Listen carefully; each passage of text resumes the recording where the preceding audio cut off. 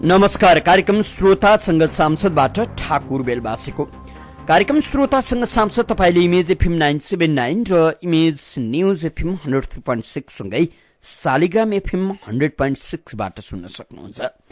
कार्यक्रममा हामीले मुलुकको पछिल्लो राजनीतिमाथि केन्द्रित रहँदै व्यवस्थापिका संसदका एकजना सांसद सदस्यसँग छलफल गर्ने गर्छौं।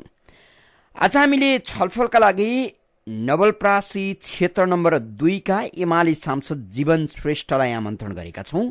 जीवन श्रेष्ठसँगको छलफलमा तपाई पनि सहभागी हुन चाहनुहुन्छ भने हाम्रो स्टुडियोको टेलिफोन नम्बर 40065525 मा उपत्यका भित्रका श्रोता र 40065526 मा उपत्यका बाहिरका श्रोता मित्रले फोन गर्न सक्नुहुनेछ। सहभागी श्रोता मित्रले छोटो तर्कसंगत विषयसँग सम्बन्धित रहेर बुझिने गरी एउटा मात्र प्रश्न राखिदिनु होला। विशेष गरी नवलपरासी क्षेत्र नम्बर 2 का बासिन्दा हाम्रा श्रोता हुनुहुन्छ, कहीँ कतै बसेर यो कार्यक्रम सुन्दै हुनुहुन्छ भने तपाईको सहभागिता अझ महत्त्वपूर्ण हुनेछ। तपाईका क्षेत्रका जनप्रतिनिधि जीवन श्रेष्ठले तपाईको क्षेत्रमा गरेका कामका बारे तपाईले धारणा राख्न सक्नुहुनेछ, उहाँसँग जिज्ञासा राख्न सक्नुहुनेछ, प्रश्न राख्न सक्नुहुनेछ। यसकारण नवलपरासी क्षेत्रका साथीहरू तपाई कहीँ बसेर कार्यक्रम सुन्दै हुनुहुन्छ भने कृपया तपाईका आफ्ना नेता, आफ्ना जनप्रतिनिधि जीवन श्रेष्ठसँग छलफल गर्न सक्नुहुनेछ। टेलिफोन नम्बर 40065525 मा उपत्यका भित्रका श्रोता र 40065526 मा उपत्यका बाहिरका श्रोताले फोन गर्न सक्नुहुनेछ। टेलिफोन गर्नुहुने श्रोतासँग फेरि आग्रह गर्छौं, प्रश्नसँग प्रश्न राखिदिनु होला। हाम्रो स्टुडियोमा हुनुहुन्छ एमाले सांसद जीवन श्रेष्ठ, उहाँलाई स्वागत गरौं। मानेज्यू, यहाँलाई इमेज एफएममा हार्दिक स्वागत छ। धन्यवाद, नमस्कार। अब जिल्ला गई आउनुभयो कि जान बाँकी छ कि? एमाले सांसदहरू काठमाडौँमा भेटिनु अहिलेको लागि त अनौठो हो। विशेष गरी जिल्लामा आन्दोलन गर्नु छ, जनतालाई सडकमा उतार्नु छ, तपाईँ यतै भेटिनुभयो।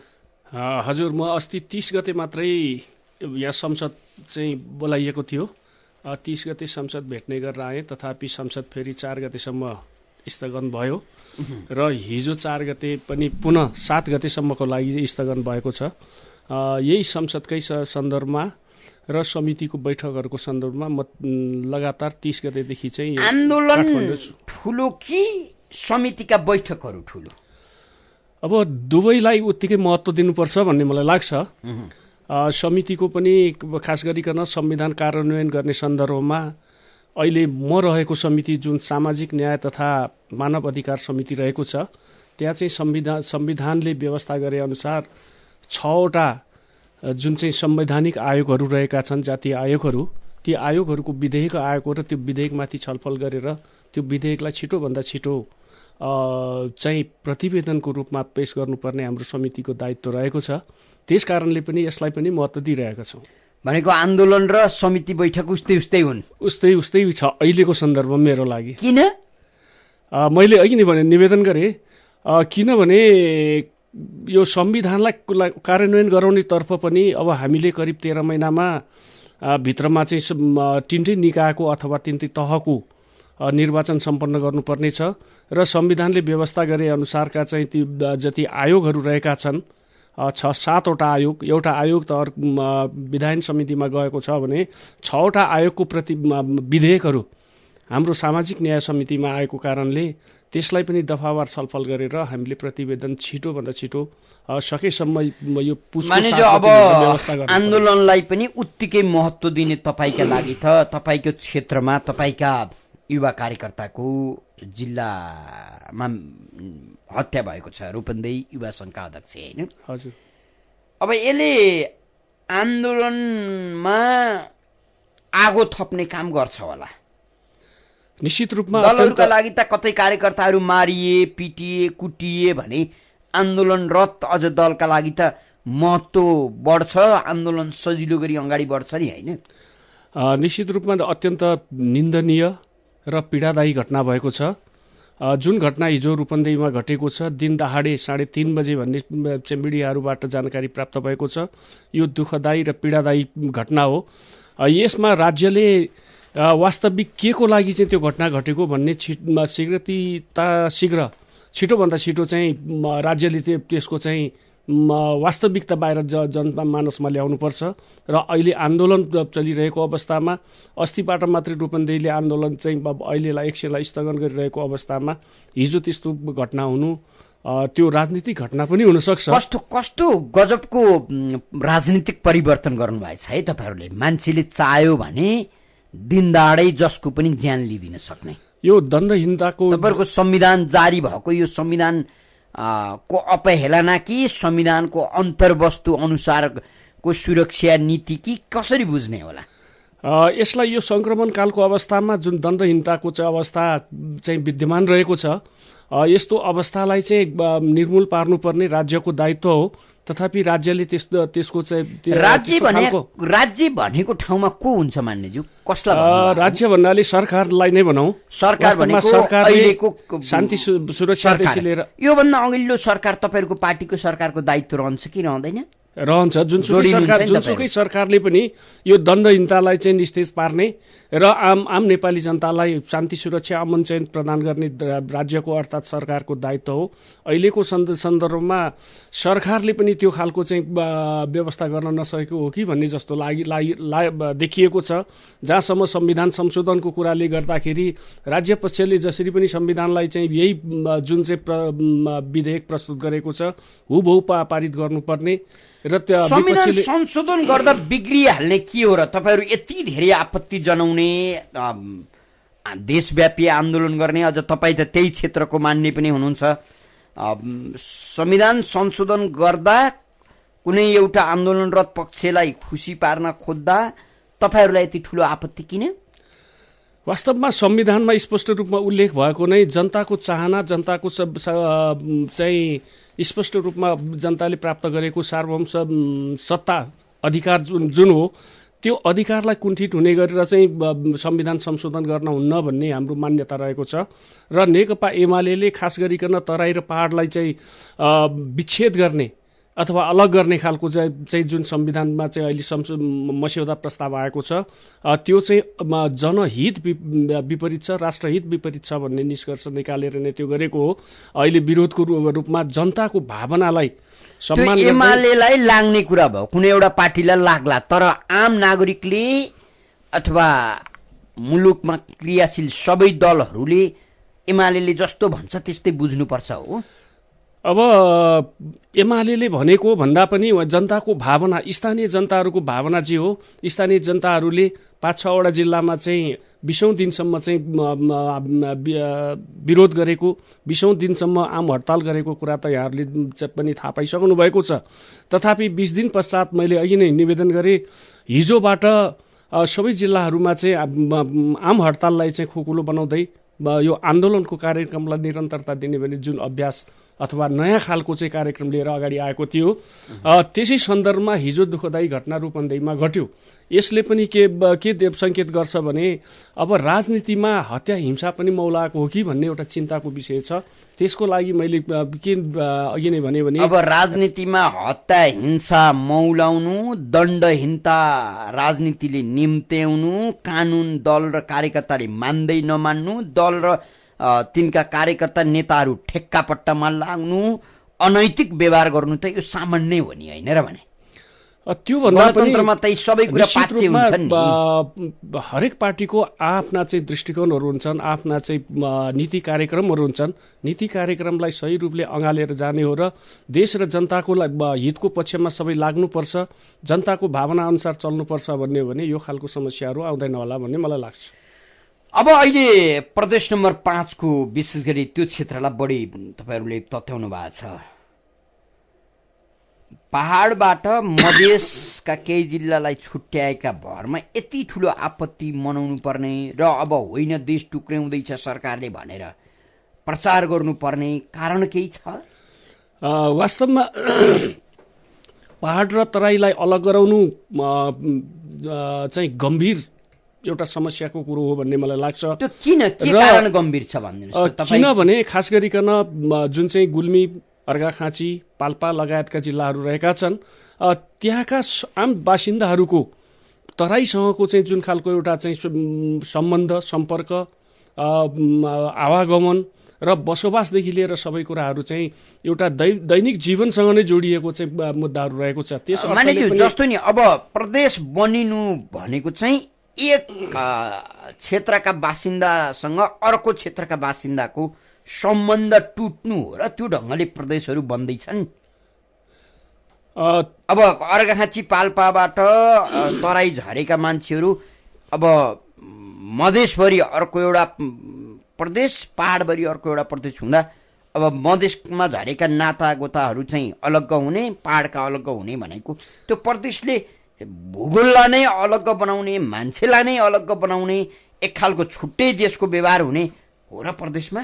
यसले के गर्छ भने वास्तवमा नेपाली जनतामा जुन एउटा सामाजिक सद्भाव रहेको थियो त्यो सामाजिक सद्भावलाई चाहिँ विचलन गर्ने एउटा चाहिँ विचलन निम्त्याउने एउटा काम गर्छ भने र अन्य हिसाब किताबले कसैलाई खुसी गराउनको लागि तराई छुट्याउने र पहाडलाई चाहिँ अलग गराएर जुन पहाड र तराईको चाहिँ एउटा निकट सम्बन्ध हो, हिमाल पहाड तराईका जनताहरू जुन हामी नेपाली हौँ भन्ने एउटा गौरवताका साथ चाहिँ बसोबास गरिरहेका छन्, त्यसलाई चाहिँ विखण्डन गर्ने खालका कुरा हो र यसले दूरगामी रूपमा अथवा दीर्घकालमा चाहिँ वास्तवमा राज्यलाई कमजोर बनाउने, राज्यलाई चाहिँ टोक्राउने खालको काम समेत हुन्छ कि भन्ने एउटा चाहिँ चिन्ता नेकपा एमालेको हो र आम जनताको हो भन्ने मलाई लाग्छ। होइन, त्यो वास्तविक नहुन सक्छ, तपाईँहरूको कल्पना, तपाईँहरूको चिन्ता वास्तविक भन्दा पनि त्यस्तो उदाहरण विश्वमा कतै देख्नु भएको छ अथवा नेपालमा त्यसका संकेतहरू देख्नु भएको छ र तपाईँहरू डराइरहनु भएको छ? होइन, सबभन्दा ठुलो कुरो त यो जातीय अथवा एउटा सम्प्रदायको लागि मात्रै जातीय राज्य अथवा साम्प्रदायिक राज्य अथवा प्रदेश छुट्टै बनाउनुको अर्थ के त भन्ने कुरामा पनि हामीले चाहिँ छलफल गर्न सक्छौँ। त्यसमा चाहिँ हामीले गम्भीर भएर चाहिँ देख्दाखेरि तराईलाई मात्रै अलग गराउनु पर्ने र पहाडलाई चाहिँ छुट्टै प्रदेश बनाउनु पर्नेको कारण के त भन्ने कुरामा राज्यले पनि अथवा जसले अहिले यो संशोधन विधेयक प्रस्ताव चाहिँ दर्ता गराएर संसदमा ल्याएको छ, सरकार स्वयंले पनि त्यसको आवश्यकता र औचित्यताको बारेमा चाहिँ प्रश्न पार्न सकेको छैन। नेकपा एमाले मात्रै आवश्यकता र औचित्यता के हो त्यो पुष्टि गर्नुहोस्, ठिक छ, संविधान संशोधन हुने विषय हो, आवश्यकता अनुसार संशोधन गर्नुपर्छ र पनि पहिला कार्यान्वयन गरेपछि त्यसमा चाहिँ अनुभवको आधारमा चाहिँ के विषयमा अप्ठ्याराहरू छन्, के विषयमा जनताको हित विपरीत छ त्यसलाई संशोधन गर्ने कुरा हो। तथापि अहिले कार्यान्वयन गर्नुभन्दा अगाडि चाहिँ हामी संशोधनको बाटो लाग्नुहुन्न भन्ने मान्यता हो। हजुर, आदरणीय श्रोता, तपाईँ यति बेला इमेज एफएम 979 र इमेज न्युज एफएम 103.6 सँगै शालिग्राम एफएम 100.6 सुनिरहनु भएको छ। कार्यक्रम श्रोतासँग सांसदमा हुनुहुन्छ। आज हामीले नवलपरासी क्षेत्र नम्बर 2 का एमाले सांसद जीवन श्रेष्ठसँग छलफल गरिराखेका छौं। तपाईँ पनि एमाले सांसद जीवन श्रेष्ठसँगको छलफलमा सहभागी हुन चाहनुहुन्छ भने 40056525 मा उपत्यका भित्रका श्रोता र 40056526 मा उपत्यका बाहिरका श्रोता मित्रले फोन गर्न सक्नुहुनेछ। विशेष गरी नवलपरासीमा बसोबास गर्नुहुने स्थानीय कोही हुनुहुन्छ हाम्रा श्रोता र कोही कतै यो कार्यक्रम सुन्दै हुनुहुन्छ भने तपाईको जागरुकता अझ बढी बढोस् र तपाईको सहभागिता रहोस् भन्ने अपेक्षा गरेका छौं। टेलिफोन सम्पर्कमा कोही श्रोता मित्र हुनुहुन्छ, उहाँलाई स्वागत गरौँ। को बोल्दै हुनुहुन्छ? कहाँबाट को बोल्दै हुनुहुन्छ? हजुर, म डोटीबाट भोजबहादुर महारा। हजुर, भन्नुहोस् भोजबहादुर। डोटीबाट सर। हजुर भन्नुहोस् त। सभासदजी नमस्कार। नमस्कार। यो हाम्रो संविधानमा अपाङ्ग सम्बन्धी के कस्तो व्यवस्था भएको छ कि हजुरलाई जानकारी भएको छ कि भन्नुहुन्छ कि हजुरले? हजुर, यहाँलाई धन्यवाद दिन्छु भोजजी। डोटीबाट हुनुहुन्थ्यो। अपाङ्गता भएका नागरिकलाई यो संविधानले के दिएको छ? संविधानले अपाङ्गता भएका व्यक्तिहरूलाई वास्तवमा आरक्षणको व्यवस्था गर्नुपर्छ र हरेक सेक्टरमा चाहिँ अपाङ्गता भएका व्यक्तिहरूलाई समावेश गराउनुपर्छ भन्ने भावना चाहिँ उल्लेख गरेको छ र अहिलेको सन्दर्भमा कार्यान्वयन अगाडि बढाउन नसकिरहेको अवस्थामा त त्यो अलिकति अमूर्त रूपमा रहेको जस्तो छ र हामी धैर्य गरौँ, त्यो अवसर प्राप्त हुन्छ भन्ने मलाई लाग्छ। हजुर, हामीसँग फेरि अर्का कोही श्रोता हुनुहुन्छ, उहाँलाई स्वागत गरौँ। को बोल्दै हुनुहुन्छ? हजुर, म काभ्रेबाट मानराज रेग्मी। नमस्कार। नमस्कार हजुर। मैले हिजो बेलुका यो एफएम सुनेको थिएँ, म पनि बोलेको थिएँ यो जनसरकारमा 8 बजे पछाडि हजुर अनि अब ओलीले पनि गोली हान्छन् भनेर भने एउटा श्रोताले, त्यो श्रोताको नाम चाहिँ मलाई थाहा भएन, त्यहाँ सोध्नु होला। त्यसकारणले हत्या आतंक मौलाको छ। अब मान्नाजी तपाईँसँग प्रश्न छ? त्यसलाई अब मार्ने अब चाहिँ यही षड्यन्त्र। तपाईँलाई धन्यवाद दिन्छु। फेरि अर्का कोही श्रोता हुनुहुन्छ, कृपया प्रश्न मात्र राखिदिनुहोस्। तपाईँले के गर्नुभयो कसो गर्नुभयो त्यो व्याख्या हामीले लिँदैनौँ। टेलिफोन सम्पर्कमा कोही श्रोता हुनुहुन्छ, को बोल्दै हुनुहुन्छ? हजुर नमस्ते ठाकुर सर। भन्नुहोस्। हजुर म भक्तपुरबाट इन्दिरा घिमिरे। भन्नुहोस्। सांसदज्यू नमस्कार। नमस्कार। हजुर यो अपाङ्ग सम्बन्धी मैले के भन्न खोजेँ भने जस्तो पुरै खुट्टा नटेक्ने व्हिल चेयरवाला पनि अपाङ्ग छन्, अनि पुरै दृष्टिविहीन पनि अपाङ्ग छन्, अनि कान नसुन्ने पनि अपाङ्ग छन्, अनि एउटा औँला झर्ने पनि अपाङ्ग हुन्छ, एउटा नङ झर्नेले पनि अपाङ्ग परिचय पत्र पाउँछ। त्यसले गर्दाखेरि पूर्ण अपाङ्ग भएका व्यक्तिहरूलाई समस्या पर्छ कि पर्दैन होला, यो जवाफ पाउन हजुर। हजुर धन्यवाद छ। वास्तवमा शारीरिक अशक्तता रहेका कुनै पनि व्यक्तिलाई अपाङ्ग भनेर चाहिँ हामीले सम्बोधन गर्ने गर्छौँ र बुझ्ने गर्छौँ। र जहाँसम्म सेवा सुविधाको प्रदान गर्ने सवालमा अहिले पनि जिल्लाले चाहिँ त्यो अपाङ्गताको चाहिँ तपाईँहरूलाई पक्कै पनि कुनै प्रमाणपत्र दिएको होला, रातो हरियो गरेर यसरी दिएको छ। त्यसको प्राथमिकीकरण छुट्याएको छ। त्यसकारणले सेवा सुविधा प्रदान गर्ने कुरामा राज्यले त्यो चाहिँ एउटा आरक्षणमा अथवा कुनै सहुलियत दिने कुरामा निश्चित रूपमा बढीभन्दा बढी अङ्गभङ्ग भएका अथवा बढीभन्दा बढी अशक्त अपाङ्गहरूलाई नै प्राथमिकता दिन्छ भन्ने मलाई लाग्छ र त्यो नै हुनुपर्छ भन्ने मेरो पनि भनाइ हो। मानिज अब नवलपरासी भइकन पनि तपाईँको क्षेत्रमा पहाडी भेग पनि पर्छ हो? हजुर हजुर। अब मधेस र पहाडको विकासमा केही भिन्नता छ? निश्चित रूपमा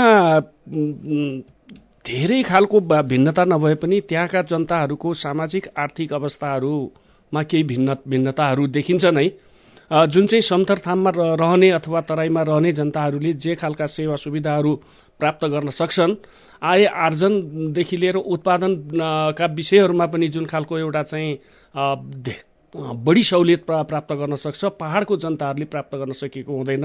र यातायातदेखि लिएर चाहिँ कृषिजन्य वस्तुदेखि लिएर विभिन्न उत्पादनका विषयमा र राज्यबाट प्राप्त गर्ने जुन सुविधाहरू हो, सेवाहरू हो, त्यसमा पनि पहाडका जनताहरू अलिक पछाडि परेको नवलपरासीमा मैले महसुस गरिरहेको छु। अब तपाईँको क्षेत्रमा त 9-10 वटा पहाडी गाविस छन्। हजुर 10 वटा हैन? हजुर 10 वटा छन्। ती गाविस विकासका दृष्टिकोणले अत्यन्तै पछाडि परेका छन् भनिन्छ। हजुर। तपाईँ एकातिर मधेससँग पनि जोडिनुहुन्छ, त्यहाँको विकास अर्को छ, त्यहाँको विकास अर्को छ। अब के गर्नुभयो तपाईँले यो अवधिमा?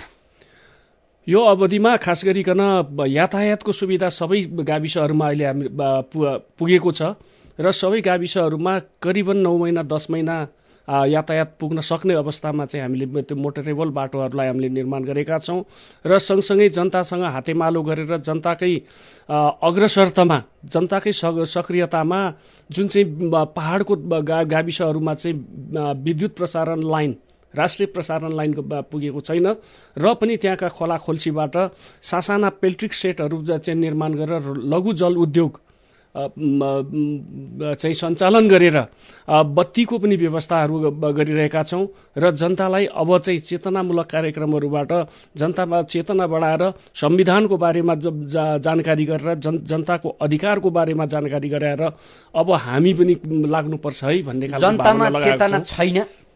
जनतामा चेतना रहेको हो र जति अहिले नयाँ संविधान निर्माण भएपछि संविधानको बारेमा अन्योन्यताहरू अब जनतामा चेतना भरिदिन तपाईँहरूले के विषयमा खोज्नुभयो? जस्तो संविधानका बारे चेतना दिन खोज्दै हुनुहुन्छ, विकासका बारे दिन खोज्दै हुनुहुन्छ, समाज देशका बारे दिन खोज्दै हुनुहुन्छ कि के का लागि चेतना? यी सबैलाई हामीले प्याकेजको रूपमा चाहिँ चेतनामूलक कार्यक्रमहरू सञ्चालन गरेका छौँ। विभिन्न समयमा जनताकै आह्वानमा हामी जाँदाखेरि पनि खास गरिकन त्यहाँका जनताहरूले चाहेको विकासलाई प्राथमिकता दिँदै तपाईले भनिरहँदा जनता र राजनीतिक वृत्त बीचमा कसमा बढी चेतना होला? जनतामा बढी चेतना होला कि राजनीतिक वृत्तमा चेतना बढी? जनताको भावनालाई हामीले कदर गर्नुपर्छ भन्ने मलाई लाग्छ। सबभन्दा अगाडि नेपाली राजनीति चेतनशील छ, नेपाली राजनीति विवेकी छ भन्ने दाबी गर्नुहुन्छ? नेपाली राजनीति नै नेपाली जनताको भावना, नेपाली जनताको चेतनाले गर्दाखेरि यो नेपाली राजनीति यहाँसम्म आएको भन्ने मलाई लाग्छ। त्यस कारणले गर्दाखेरि पहिलो कुरो त जनतालाई नै हामीले चाहिँ धन्यवाद दिनुपर्छ र जनतासँग हातेमालो गरेर नै राजनीति अगाडि बढ्ने भएको कारणले जनता नै प्रमुख हो भन्ने हामीसँग फेरि अर्का कोही श्रोता हुनुहुन्छ। को बोल्दै हुनुहुन्छ? हेलो हजुर भन्नुहोस् त। हजुर नमस्कार, म इटारी सुनसरीबाट श्याम पौडेल। भन्नुहोस्। संसदीय नमस्कार। हजुर नमस्कार। नमस्कार। अहिले भर्खर चितवन नवलपरासीबाट दुःखद घटना घट्यो भन्नुभयो नि, त्यहाँ कुनै हत्या हिंसा भएको छ? अवश्य मानव जातिको एउटा मृत्यु भएको छ, त्यहाँ मानव जनता मरेका छन्। तपाईँ त मानव अधिकारवादीसँग आबद्ध हुनुहुँदो रहेछ, किन अब ती मानव अधिकारवादी भएको नाताले त्यसलाई अब शहीद घोषणा गर्दैन देशको ढुकुटी देश जवाब दिनुहोस्। धन्यवाद छ। यो नवलपरासीमा नभइकन रूपन्देहीमा हिजो मात्रै घटेको घटना हो र यो अत्यन्तै निन्दनीय र दुःखदायी घटना घटेको छ र म मानव अधिकारवाद समितिमा रहेको कारणले निश्चित रूपमा यो समितिमा पनि हामी छलफल गर्छौँ र राज्यलाई चाहिँ त्यसको स्पष्ट छानबिन गरेर दोषीलाई चाहिँ कडाभन्दा कडाई कारबाहीको लागि हामीले सिफारिस गर्छौँ, निर्देशन गर्छौँ। यसमा जति चाहिँ उहाँका आफन्तहरूलाई अथवा चाहिँ रूपन्देहीवासीहरूलाई दुखेको छ त्यति नै हामी सबै नेपालीलाई दुख्नु स्वाभाविक हो। यो पीडाले गर्दाखेरि यो जुन चाहिँ राज्यले शान्ति सुरक्षा कायम गर्न नसकेको भन्ने खालको एउटा पनि आएको छ र त्यसलाई पनि हामीले चाहिँ छलफल गरेर राज्यलाई निर्देशन दिने काम गर्छौँ। हामीसँग फेरि अर्का कोही श्रोता हुनुहुन्छ। को बोल्दै हुनुहुन्छ? नमस्कार अतिथिज्यू। नमस्कार। म गङ्गा प्रसाद शर्मा नेपाली। रूपन्देहीको घटना टेलिफोन सम्पर्कमा फेरि अर्का कोही श्रोता हुनुहुन्छ, उहाँलाई स्वागत गरौँ। को बोल्दै हुनुहुन्छ? कहाँबाट को बोल्दै हुनुहुन्छ? हजुर नमस्ते, मैतीदेवीबाट म राजेश विके। हजुर विकाजी भन्नुहोस्। सांसदज्यू नमस्ते। नमस्कार। जुन हिजो मात्र भएको यो रूपन्देहीको घटना छ, म यसैमाथि प्रश्न गर्न चाहन्छु। अहिले आन्दोलनमा जुन नेतृत्व लिएको नेपाल कम्युनिस्ट पार्टी एमाले छ, त्यही आन्दोलनमा सक्रिय हुनुभएको जुन हिजो एकजना मात्र युवा बित्नुभयो, त्यसको त्योभन्दा पछि कतिजना त्यस्तो युवाहरूले तातो गोली खाने त? यसको जिम्मा कसले लिन्छ त? जवाब। धन्यवाद। तपाईँको पार्टीले यो घटनालाई आन्दोलनसँग पनि जोडेको छ। आन्दोलन गर्दै गरेको एमाले कार्यकर्तालाई मार्नुमा प्रधानमन्त्री र गृहमन्त्रीको पनि हात छ भनेर विज्ञप्ति पनि आएको छ। अब विकाजीले भने जस्तै कतिजना यस्ता युवा मारिएपछि तपाईँको आन्दोलनले थकाइ मार्छ? वास्तवमा मैले अघि नै पनि भनेको थिएँ, यो राजनीतिक घटना पनि हुनसक्छ। अस्ति मात्र चाहिँ यो आन्दोलनलाई स्थगन गरेर अन्य प्रकारको आन्दोलन अथवा बन्द हडतालको आन्दोलन स्थगन गरेर अन्य प्रकारको आन्दोलनमा लाग्ने सन्दर्भमा त्यसको भोलिपल्ट अर्थात् हिजो नै त्यो खालको क्रूर प्रकारको चाहिँ हत्या भएको छ। यो क्रूरता, यो अमानवीयता, यो चाहिँ अत्यन्त निन्दनीय छ र यसलाई राज्यले, मैले अघि नै भनिसकेको छु, राज्यले छिटोभन्दा छिटो चाहिँ यसलाई चाहिँ खोज तलास गरेर यस चाहिँ दोषीलाई कडाभन्दा कडा कारबाही गर्नुपर्छ। जहाँसम्म एमालेको कारणले त्यो घटना घटेको पनि होइन, वास्तवमा एमाले जनताको भावनालाई नेतृत्व गर्दै अहिले चाहिँ जुन चाहिँ 5 नम्बर प्रदेशलाई टुक्रा टुक्रा बनाउने खालको जुन संशोधन प्रस्ताव आएको छ संविधानको बारेमा, त्यसलाई चाहिँ जनताको भावना अनुसार अखण्ड राख्नुपर्छ भन्ने कुरामा एमाले नेतृत्व प्रदान गरेको हो। त्यसैको कारणले मर्नुपर्छ अथवा कसैले मार्छ भने त्यो अत्यन्त जघन्य अपराध हो। त्यसलाई छानबिन गरेर खोज तलास गरेर राज्यले हामीसँग फेरि अर्का कोही श्रोता हुनुहुन्छ। को बोल्दै हुनुहुन्छ? हेलो, कहाँबाट को बोल्दै हुनुहुन्छ? हजुर सर, जो मैले अपाङ्ग सम्बन्धी सोधेको थिएँ यो प्रश्न चाहिँ प्रश्न भएन। माननीय सभासदजीले प्रश्न रूपमा भन्नु पर्यो। नयाँ संविधानमा के कुरा भएको छ, यो आरक्षण कुरा त हामीलाई पनि थाहा छ, अरू कुरा पनि भन्नु पर्यो। म डोटीबाट भोजबहादुर महाराज। हजुर भन्नुहोस् त मानिज्यू। हजुर, अपाङ्गको लागि राज्यको सबै अङ्गमा कम्तीमा पनि केही चाहिँ सिटहरूको व्यवस्था गर्नुपर्छ। अपाङ्गलाई राज्यले सबै प्रकारका चाहिँ उसको चाहिँ दैनिक जीवन सञ्चालन गर्नको लागि सुविधाहरू प्रदान गर्नुपर्छ भन्ने कुरा नै यो छ। यसलाई बिस्तारै अब ऐन कानुनहरू निर्माण गर्नु छ। संविधानको यही भावनालाई टेकेर ऐन कानुन बनेपछि सबै खालको स्पष्ट रूपमा कस्तो खालको अपाङ्गलाई के खालका सुविधाहरू प्रदान गर्न सकिन्छ भन्ने कुरा निश्चित हुन्छ। हामीसँग फेरि अर्का कोही श्रोता हुनुहुन्छ, उहाँलाई स्वागत गरौँ। को बोल्दै हुनुहुन्छ? कहाँबाट को बोल्दै हुनुहुन्छ? हजुर, म विपिन भण्डारी वीरगञ्जबाट। भन्नुहोस्। संसदीय नमस्कार। हजुर नमस्कार। हामीलाई गणतन्त्र चाहिएन, संहिता चाहिएन, धर्मनिरपेक्षता चाहिएन, जनताको भावना भन्नुहुन्छ थोरै मात्र। तपाईँ पार्टी र नेताहरूको हिम्मत छ भने खुला रूपमा स्वतन्त्र रूपमा जनसङ्घमा जाउँ। तपाईँहरूको यो आजको संवैधानिक व्यवस्था बहुमतले परास्त हुन्छ भन्ने म तपाईँहरूलाई चुनौती दिन्छु। हस्, धन्यवाद। तपाईँको भावनालाई मैले पनि कदर गर्छु। तथापि अहिलेको सन्दर्भमा जुन नेपाली जनताको भावना, जुन अहिले नेपालको परिस्थिति वस्तुगत अवस्था रहेको छ, यी सबैले गर्दाखेरि नेपाली जनताले चाहेको चेन्ज अथवा परिवर्तन जुन हो त्यो परिवर्तन अथवा आन्दोलनबाट प्राप्त यी अधिकारहरू हुन्। यी सबै अधिकारले मात्र नेपाललाई समृद्ध बनाउन सक्छ, नेपाली जनता सुखी हुन सक्छन्, खुसी हुन सक्छन् भन्ने भावनाका साथ यो संघीयता लगायतका चाहिँ विषयहरू संविधानमा चाहिँ व्यवस्था भएको हो। तपाईँले भने जस्तै कुनै पनि हालतमा हुँदै नहुने भए त वास्तवमा जनमत सङ्ग्रहमा पनि जाने भनेर संविधानले पनि व्यवस्था गरेको छ। त्यो अवस्था आइसकेको छैन। अहिले हामीले संविधान कार्यान्वयन गरेर संविधानलाई अगाडि बढाउँदै संविधानले उल्लेख गरे अनुसार चाहिँ हामी लाग्यौँ भने निश्चित रूपमा हामी जनमत सङ्ग्रहमै अहिले तत्कालै जानुपर्छ भन्ने मलाई लाग्दैन। मानिज्यू हेर्नुहोस् त, गणतन्त्र र संहिता अथवा धर्मनिरपेक्षताका नाममा मुलुकले कति ठुलो क्षति बेहोरिराखेको छ र कति ठुलो अन्यलमा मुलुक छ। तपाईँ आफै पनि अन्यलमा, तपाईँको पार्टी अन्यलमा, सिङ्गो राजनीति अन्यलमा। अनि यसकारण यी विषयमाथि अब एकपटक सोच्नुपर्छ कि भन्ने लाग्दैन? यो आम जनमानसबाट सोच्ने कुरा वास्तवमा ठिक हो भन्ने मलाई लाग्छ। तथापि हामी राजनीतिक कर्मीहरूले, हामी राजनीतिक अथवा पार्टीको कुनै दलमा आबद्ध भएर लागेका व्यक्तिहरूले त्यसलाई फेरि रिमाइन्ड गर्नुपर्छ, फेरि पुनर्विचार गर्नुपर्छ भन्ने कुरामा जानुपर्छ भन्ने मलाई लाग्दैन। म यहाँलाई चाहिँ स्पष्ट पारौँ, 2072 साल असोज 3 गते संविधान जारी भयो। संविधान जारी भए पश्चात केही हदसम्म तराईमा चाहिँ असन्तुलित अवस्था भए तापनि अथवा केही असन्तुष्टिहरू प्रकट भए तापनि बिस्तारै त्यो साम्य भएको छ। आम नेपाली जनताले यो संविधानलाई स्वीकारेको छ भन्ने मैले बुझेको छु र देशमा शान्ति सुव्यवस्था अमन चयन कायम हुँदै गइरहेको अवस्थामा केही अहिले यो संक्रमणकाल जुन रहेको छ, संक्रमणकालमा खास गरिकन राजनीतिक दलहरू जुन चाहिँ सुझबुझका साथ र सहमतिका साथ अगाडि बढ्नु पर्ने हो। त्यो संक्रमणकालमा त्यसरी बढ्न नसकिरहेको अवस्थामा केही घटनाहरू, दुःखद घटनाहरू घटेको छ। त्यस कारणले लाग्नु स्वाभाविक हो। तर पनि हामीले संविधान कार्यान्वयन तर्फै अगाडि बढ्यौँ भने यस्ता समस्याहरू, यस्ता घटनाहरू अब घट्दैनन् भन्ने मलाई लाग्छ। हजुर, आदरणीय श्रोता, तपाईँ यति बेला इमेज एफएम 979 र इमेज न्युज एफएम 103.6 सँगै शालिग्राम एफएम 100.6 सुनिरहनु भएको छ। कार्यक्रम श्रोतासँग संसदमा हुनुहुन्छ। आज हामीले नवलपरासी क्षेत्र नम्बर 2 का एमाले सांसद जीवन श्रेष्ठसँग छलफल गरिराखेका छौँ। तपाईँ पनि यो छलफलमा सहभागी हुन चाहनुहुन्छ भने 40055525 मा उपत्यका भित्रका श्रोता र 40055526 मा उपत्यका बाहिरका श्रोता मित्रले फोन गर्न सक्नुहुनेछ।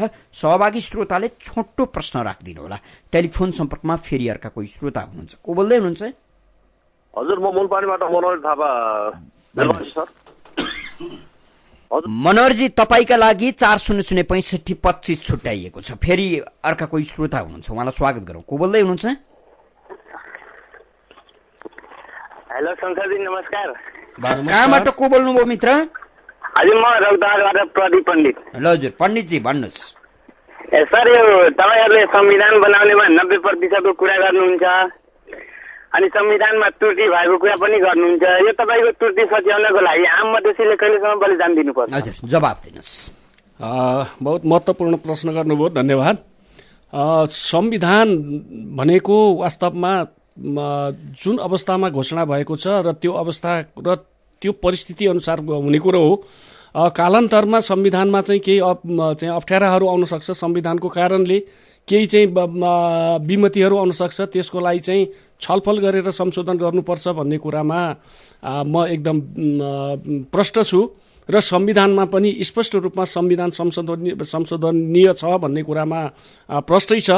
र पनि अहिले संविधान जारी भइसकेको, तपाईँले भने जस्तै 90% भन्दा बढी सांसदहरूले हस्ताक्षर गरेर जारी गरिसकेको अवस्थामा केही 9-10% चाहिँ सांसदहरूको असन्तुष्टि रह्यो भनेर संविधानलाई संशोधनै गर्नुपर्ने, यसैको न्युमा चाहिँ मुठभेडै गर्नुपर्ने भन्ने मलाई लाग्दैन। र यसमा मधेसी र पहाडी भन्दा पनि आम नेपाली जनताले यो संविधानलाई चाहिँ संविधानको ओनरसिप ग्रहण गरेर संविधानलाई कार्यान्वयनतर्फ अगाडि बढ्दै जाने र जहाँ जहाँ बाधा अप्ठ्याराहरू आइलाग्छ संशोधन खोजिराखेका दलहरूले पनि त जनताका लागि भन्दैछन् नि त, होइन भने संशोधन जनता विपरीत छ भने मैले यहाँनिर नै भन्न लागिरहेको थिएँ के हो भने 90%ले पारित गरेको 90% जनताले पारित गरेकोमा 8-9% जनताको असहमति रहनु स्वाभाविक हो। वास्तवमा संविधान कुनै पनि देशको संविधान सर्वस्वीकार्य त छैन नै। सर्वस्वीकार्य नहुँदै पनि त्यसलाई संशोधन गर्दै अगाडि बढ्नुपर्ने कुरा हो। यसअघि पनि पहिलो संविधानको पहिलो संशोधन त भइसकेको छ, जुन चाहिँ समानुपातिक समावेशिताको बारेमा भइसकेको छ।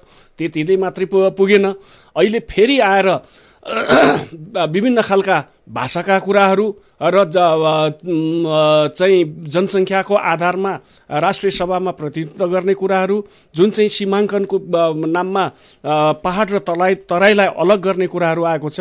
यिनै विषयहरूमा वास्तवमा राष्ट्रिय सहमति खोज्नुपर्छ। सबै दलको सहमतिमा गर्यो भने मात्रै त्यो चाहिँ सर्वस्वीकार्य हुन्छ भन्ने मान्यता हो। र त्यस कारणले गर्दाखेरि नेपाली जनताको वास्तविक चाहना के हो र भावना के हो भन्ने कुरामा हामी लाग्नुपर्छ भन्ने हामीसँग फेरि अर्का कोही श्रोता हुनुहुन्छ। को बोल्दै हुनुहुन्छ? हजुर, म खोकनाबाट हेमराज ताक्के बोल्दैछु। संसारलाई मेरो प्रश्न छ। उहाँले भन्नुभयो नि 90%ले समर्थन गरेको संविधान भन्नुभयो, तर यसमा चाहिँ म नेवार भएको कारणले मेरो जातीय अधिकार र भाषिक अधिकार कहाँनिर सुनिश्चित भएको छ त्यो बताइदिनु। उहाँ नेवार हुनुहुन्छ, उहाँको जातीय र भाषिक अधिकार संविधानले कहाँ सुरक्षित गरिदियो? संविधानले सबभन्दा पहिला त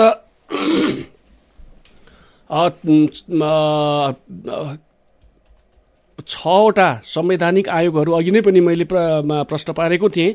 6वटा संवैधानिक आयोग जुन जातीय रूपमा आधारित छ। आदिवासी जनजाति आयोग भन्ने को पनि अहिले विधेयक संसदमा प्रस्तुत भएको छ। त्यो विधेयक समितिमा सामाजिक न्याय तथा मानव अधिकार समितिमा रहेको छ। त्यही भित्र सूचीकृत रहेर नेवार लगायतका विभिन्न आदिवासी जनजातिहरू जुन 59वटाको चाहिँ अहिले आइडेन्टिफाई भइसकेको छ, 59वटा जनजातिको चाहिँ बारेमा स्पष्ट रूपमा त्यो विधेयकमा चाहिँ उल्लेख गरिएको छ।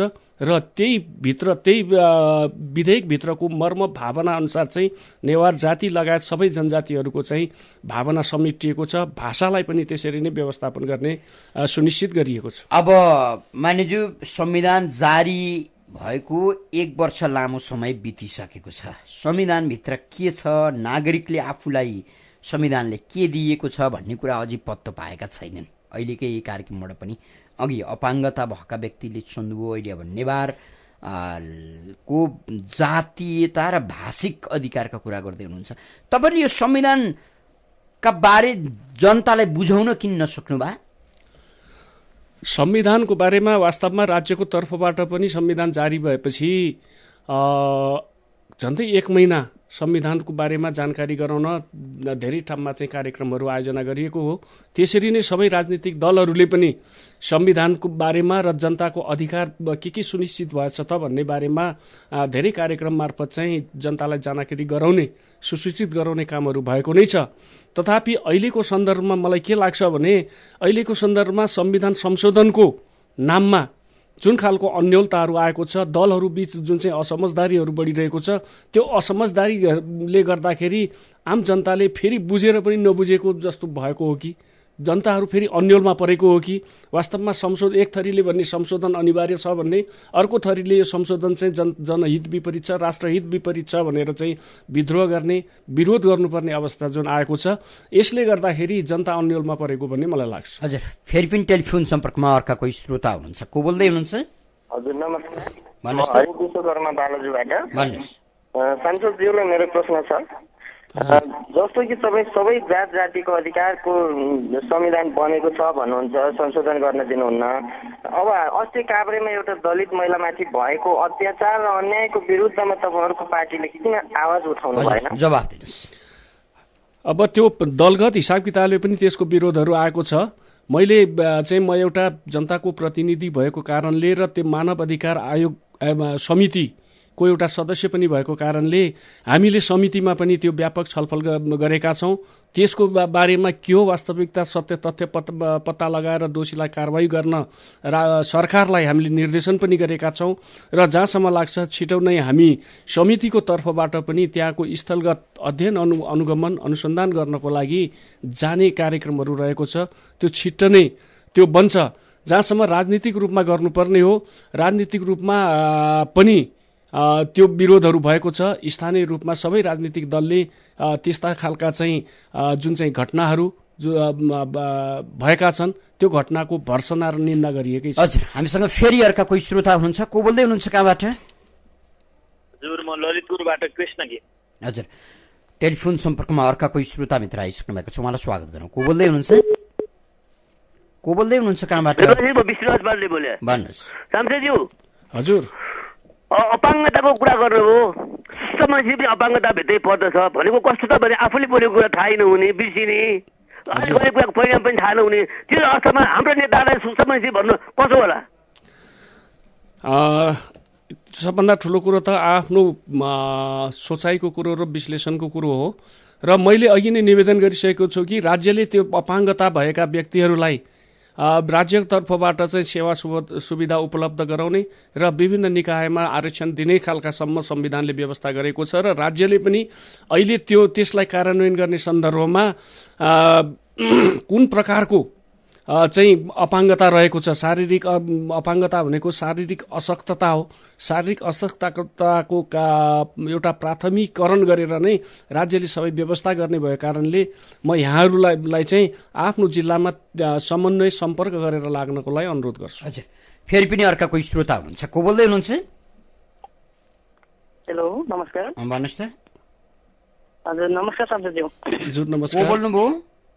हजुर, म भोजपुरबाट वीरेन्द्र लामा। भन्नुहोस्। सांसद विकास कोषमा जम्मा भएको रकम सांसदहरूले जिल्लामा लिएर डनहरूलाई खुवाउने कि गाउँमा विकास गर्ने? सांसदज्यू जवाफ दिनुहोस्। हजुर, धन्यवाद। संसद विकास कोष भनेर चाहिँ यो कुनै पनि रकम चाहिँ राज्यले व्यवस्था गरेको छैन। जहाँसम्म निर्वाचन क्षेत्र पूर्वाधार विकास विशेष कार्यक्रम भन्ने एउटा रकम रहेको छ कोष र अर्को निर्वाचन क्षेत्र विकास कार्यक्रम भन्ने रहेको छ र जहाँसम्म सांसदले चाहिँ त्यो रकम संसदको कोर्टको गोजीमा हालेर जिल्लामा लैजाने क्षेत्रमा लैजाने त्यो पक्कै पनि होइन, यहाँले बुझ्नुभएको छ। र जहाँसम्म यहाँले क्वेसन गर्नुभएको छ के गर्ने भन्दा वास्तवमा जनताकै भावना अनुसार जनताकै आवश्यकता अनुसार जनताले जे विकासको लागि चाहिँ पूर्वाधारको लागि अथवा जे खालका अन्य खालका विकास कार्यक्रमको लागि चाहिँ माग गर्छ त्यही अनुसार सांसदहरूले जिल्लामा सिफारिस गर्ने मात्रै हो। जनता कि कार्यकर्ता? कार्यकर्ताले जहाँ भन्छन् जे आवश्यक छ भन्छन्, जसो जस्तो गर्छन्, उनीहरूको भावना अनुसार विकास गर्ने कि जनताकै भावना अनुसार कार्यकर्ताले नेतृत्व गरेको हुनसक्छ कतै। तथापि मेरो अनुभवमा के छ भने हामी हरेक क्षेत्रमा ठाउँमा जान्छौँ जहाँ चाहिँ जनताहरू भेला हुन्छन्। जनताहरू भेला भएको ठाउँमा जनताको चाहना अनुसार आवश्यकता अनुसार त्यसलाई चाहिँ छनौट गरिदिने सिफारिस अर्थात् जिल्ला विकास समितिमा सिफारिस गरिदिने। यहाँको जनताहरूको यो माग छ बिजुलीको विषयमा हुनसक्छ, विद्युत विषयमा, विद्यालयमा, स्वास्थ्य क्षेत्रमा, बाटोघाटो यातायातको सन्दर्भमा यस्तै योजनाहरूलाई चाहिँ प्राथमिकीकरण गरेर जनताकै राय सल्लाह सुझाव अनुसार चाहिँ हामीले त्यो छनौट गरिदिने मात्रै हो। तथापि त्यो अब संविधान के हुन्छ, कार्यान्वयन हुन्छ कि संशोधन हुन्छ कि फेरि जलिन्छ कि च्यातिन्छ कि हुने चाहिँ के होला?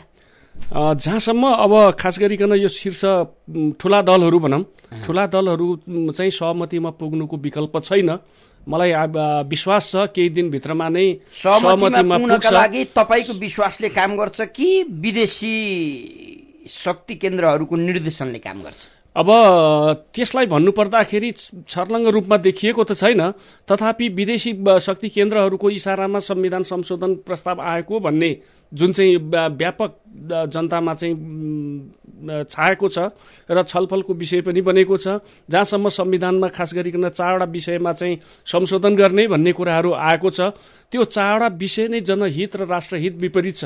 मैले राष्ट्रघाती नै त नबनाऊ, तथापि जनहित र राष्ट्रहित को पक्षमा नभएको संविधान किन संशोधन गर्नु पर्यो, यसलाई कार्यान्वयनमा अगाडि बढाउनुपर्छ भन्ने मेरो मान्यता हो। त्यो अनुसार कार्यान्वयन हुनेमा म विश्वस्त छु। हजुर, यहाँले आफ्नो व्यस्त समय हामीलाई उपलब्ध गराइदिनु भयो, धेरै धेरै धन्यवाद दिन्छौँ। हस्, धन्यवाद। हजुर, आदरणीय श्रोता, कार्यक्रम श्रोतासँग सांसदमा आज हामीले नवलपरासी क्षेत्र नम्बर 2 का एमाले सांसद जीवन श्रेष्ठसँग छलफल गर्यौं। कार्यक्रम सुनेर र कार्यक्रममा आफ्नो सहभागिता जनाइदिएर साथ दिनुहुने सम्पूर्ण श्रोता मित्रलाई धेरै धेरै धन्यवाद दिँदै सहकर्मी मित्र 2 बुकिस महर्जन अनि साकेका साथमा ठाकुर बेलबासी बिदा हुन्छु। नमस्कार।